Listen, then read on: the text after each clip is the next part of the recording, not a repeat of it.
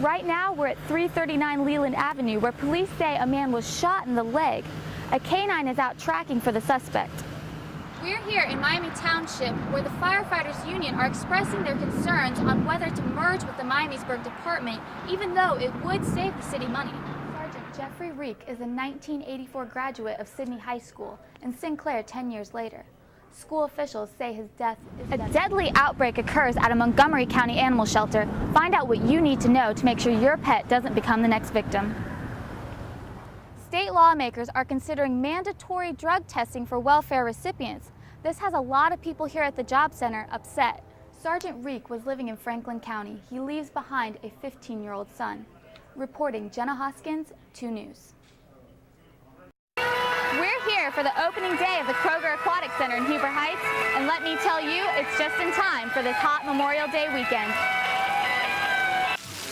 From a splash pad for the kids to the tallest slide in the Miami Valley, this park has something for everyone in the family.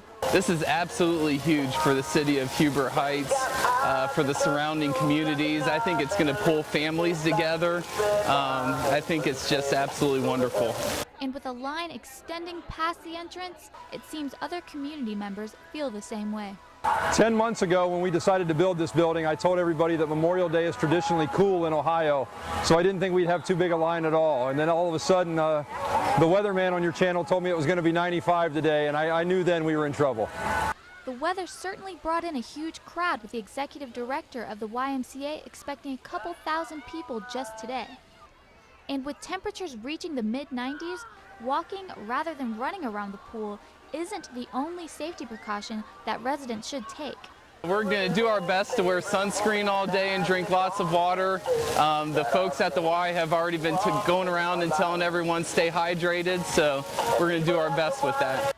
Along with safety precautions, staff members ask for your understanding during the opening process. The biggest thing that we would ask for from everybody is just patience and understanding that this is new, it's exciting, but it is going to take a little time to enter today. And residents have a lot to be excited for while soaking up some sun and staying cool this summer, with affordable entry and a highway nearby for easy access to the park.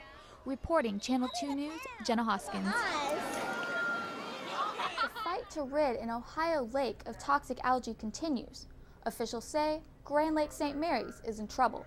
Right now the crappie fishing is phenomenal, some of the best we've seen in many, many years.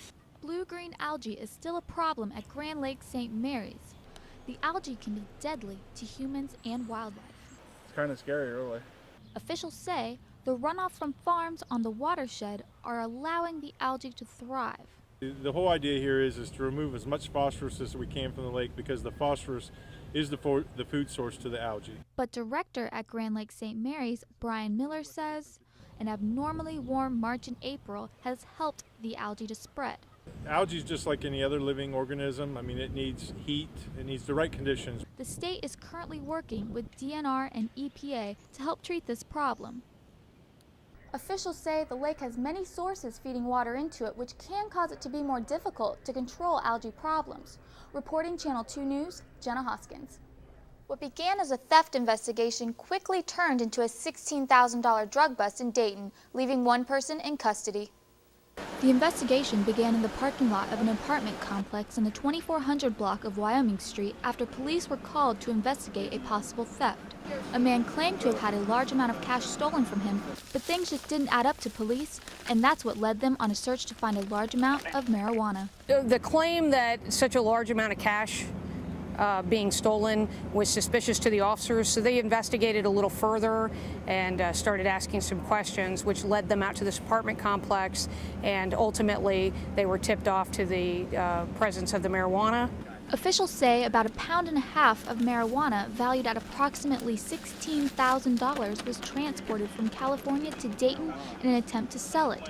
During the investigation, officials say that's when the marijuana was moved to another location. One of the people involved in this took the marijuana out of this apartment to another location. From WDTN, the station on your side, this is 2 News at 6. Dayton police need your help after a local drugstore is robbed at gunpoint.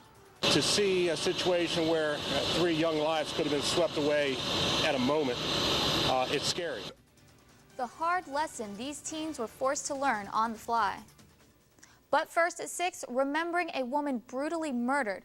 Good evening, I'm Jenna Hoskins. The family of a woman killed inside her Urbana apartment. Police need your help to find the men whose desire for a drink almost turned deadly. Officials say 3 people were shot in the 1100 block of Grafton Avenue just before 10 last night. The nation's new employment numbers are playing a big role in who may sit in the Oval Office. Some strawberry lovers are licking their lips as the Troy Strawberry Festival wraps up. Thousands crowded Main Street for the Berry Delicious Festival this weekend. A couple of Crime Stopper alerts to pass along to you tonight. Police need your help finding 2 shooting suspects. Officials tell 2 News a man was shot in the upper chest 5 or 6 times outside of Club 22. Police say the suspect from California will be charged in Ohio and is facing charges for trafficking marijuana and falsifying a police report. Reporting Channel 2 News, Jenna Hoskins.